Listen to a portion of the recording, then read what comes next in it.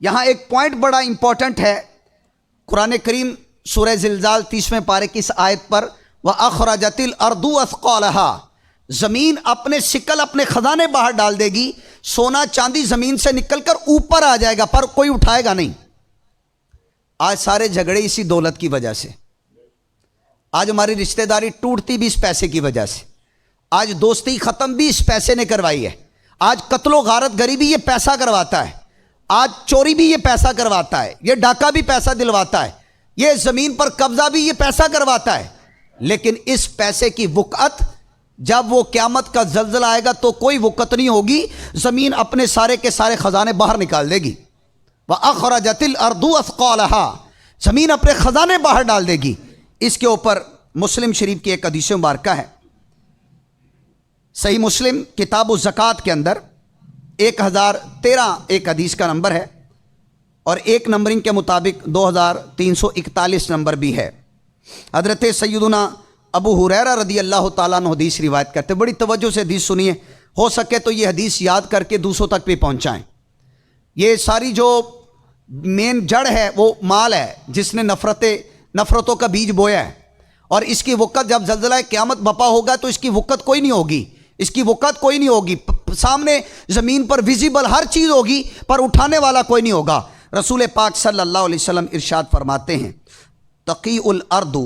افلاذ کبیدھا، فرمایا زمین سونے چاندی کے ستونوں جیسے اپنے جگر پارے باہر ڈال دے گی، ستونوں جیسے، جیسے پلر ہوتے نا پلر، اتنے بڑے بڑے سونے چاندی جیسے اپنے جگر پارے زمین باہر ڈال دے گی۔ رسول پاک صلی اللہ علیہ وسلم فرماتے ہیں امثال الاسطوان من الذهب والفضہ،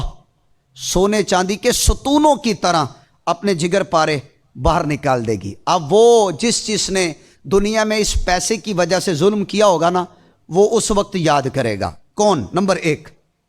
فیجیء القاتل، قاتل آئے گا جس نے قتل ناحق کیا ہوگا، فیقول فی ھذا قتلت،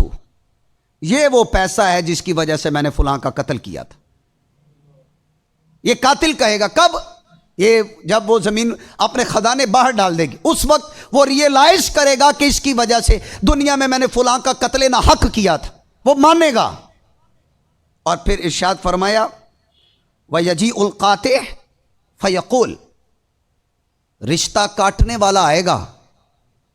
اور آ کر کہے گا، رشتہ داریاں توڑنے والا، کوئی وجہ نہیں ہے، کوئی وجہ نہیں ہے، یعنی وہ دینی وجہ جس کو بولتے ہیں، معاذ اللہ کو کوئی بد مذہب ہو، صحابہ کا گستاخ ہو، اہل بیت کا گستاخ ہو، نبیوں کا گستاخ ہو، ایسا رشتہ دار تو رشتہ دار رہتا نہیں ہے، اس کی بات نہیں ہو رہی، صحیح العقیدہ ہے، وجہ کوئی نہیں، بس دنیاوی چھوٹی چھوٹی وجوہ کی بنیاد کے اوپر رشتہ کاٹ دینا۔ رسول پاک علیہ السلام فرماتے ہیں وَيَجِيءُ الْقَاطِعُ فَيَقُولُ، رشتہ کاٹنے والا آئے گا اور کہے گا فی ھذا قطعت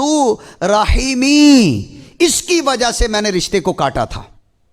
کس کی وجہ سے؟ او مال جو جب زلزلہ بپا ہوگا زمین اگل کے باہر رکھ دے گی، سونے کا ڈھیر ستونوں کی طرح، چاندیوں کا ڈھیر لگا ہوگا بڑے بڑے ستونوں کی طرح، کوئی اس کو پکڑے گا نہیں، ہاتھ نہیں لگائے گا۔ اور تیسرے نمبر پر فرمایا وَيَجِيءُ السَّارِقُ فَيَقُولُ، چور آئے گا اور آ کر کہے گا فی ھذا قطعت یدی، میں نے چوری کی تھی، اسی مال کی وجہ سے میرا ہاتھ بھی کاٹا گیا۔ چور بھی مان جائے گا، وہ بھی ریئلائز کرے گا۔ ثم یدعون فلا یاخذون منہ شیئا، اور وہ سب اس مال کو چھوڑ دیں گے، کوئی بھی پکڑنے کے لیے تیار نہیں۔ اس کا مطلب ہے جب قیامت کا زلزلہ بپا ہوگا تو اس وقت یقین کامل قاتل کو بھی ہو جائے گا اور رشتہ کاٹنے والے کو، چور کو بھی ہو جائے گا، یہ وہی مال تھا۔ آج میری نظر میں اس کی وقت نہیں، اور حقیقت بھی یہی ہے، حقیقت ہونی یہی چاہیے کہ اس دنیا میں بھی اس کی کوئی وقت نہیں ہے، اس کی وجہ سے کسی کا قتل ناحق نہ ہو،